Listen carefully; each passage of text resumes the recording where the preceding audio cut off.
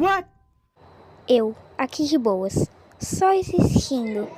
Aí eu vejo meu vídeo, olho esse comentário e falo: por quê? Ainda bem que eu sei traduzir hieróglifos.